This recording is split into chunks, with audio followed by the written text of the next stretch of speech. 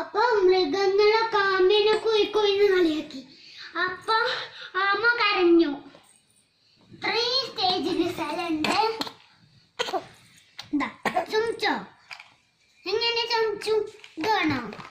തട്ടിയിട്ടിട്ട് ഇനി ഞാൻ എടുത്തരൂല, ഞാൻ കഥ പറയ. അപ്പൊ ആമ മൃഗങ്ങൾ കളിയാക്കിയപ്പോ കരഞ്ഞു പിഴിഞ്ഞ്.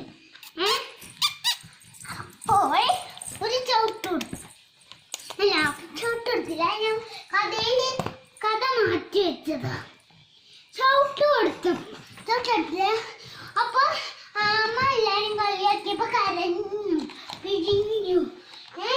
കഴിഞ്ഞപ്പോൾ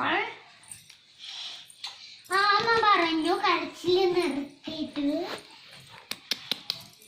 അപ്പൊ ആമ തേങ്ങി.